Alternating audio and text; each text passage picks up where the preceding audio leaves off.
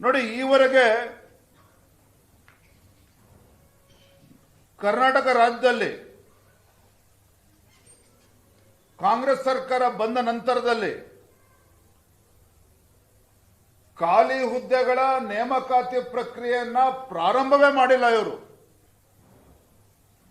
ಖಾಲಿ ಹುದ್ದೆಗಳ ನೇಮಕಾತಿ ಪ್ರಕ್ರಿಯೆಯನ್ನ ಪ್ರಾರಂಭವೂ ಕೂಡ ಮಾಡಿಲ್ಲ. ಇವರು ಪ್ರಾಮಾಣಿಕವಾಗಿ ವಿದ್ಯಾವಂತರಿಗೆ, ನಿರುದ್ಯೋಗಿ ಯುವಕರಿಗೆ,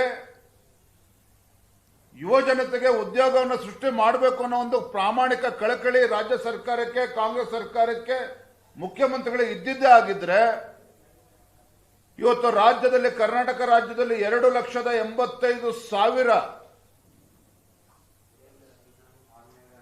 ಹುದ್ದೆಗಳು ನೇಮಕಾತಿ ಆಗದೇನೆ ಖಾಲಿ ಉಳಿಯುವಂತ ಪರಿಸ್ಥಿತಿ ನಿರ್ಮಾಣ ಆಗ್ತಾ ಇರಲಿಲ್ಲ. 2,85,000 ಹುದ್ದೆಗಳಲ್ಲಿ ಹಿಂದುಳಿದ ವರ್ಗಗಳು, ಪರಿಶಿಷ್ಟ ಜಾತಿ, ಪರಿಶಿಷ್ಟ ಪಂಗಡಗಳ ವರ್ಗದವರಿಗೆ, ಆ ಸಮುದಾಯದ ಯುವ ಜನತೆಗೆ 1,42,000 ಉದ್ಯೋಗವನ್ನು ಕೊಡೋದಕ್ಕೆ ಸಾಧ್ಯ ಆಗ್ತಾ ಇತ್ತು.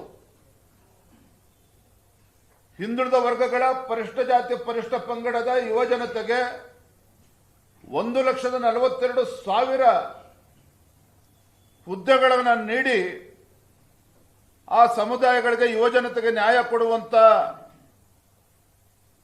ಅವಕಾಶಗಳನ್ನ ಇತ್ತು. ಆದರೆ ಕೇವಲ ಬೊಗಳೆಯನ್ನು ಹೊಡಿತಕ್ಕಂಥ ಈ ಕಾಂಗ್ರೆಸ್ ಸರ್ಕಾರ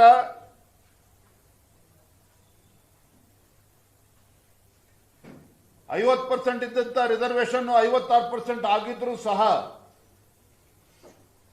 ರಾಜ್ಯ ಉಚ್ಚ ನ್ಯಾಯಾಲಯದಲ್ಲಿ ಸಮರ್ಪಕವಾಗಿ ವಾದ ಮಂಡನೆಯೂ ಕೂಡ ಮಾಡಿದ್ದೇನೆ.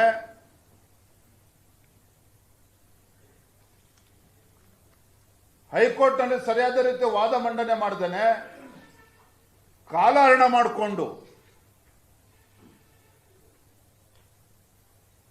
ಇವತ್ತು ಕಾಂಗ್ರೆಸ್ ಸರ್ಕಾರ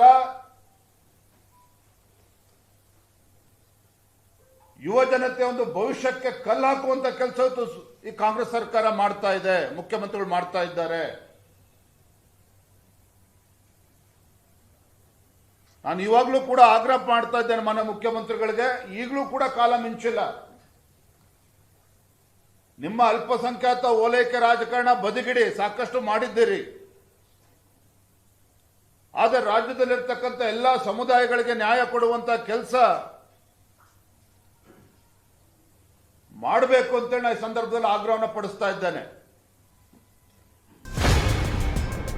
ನೋ ಉತ್ಪ್ರೇಕ್ಷೆ, ನೋ ಊಹಾಪೋಹ.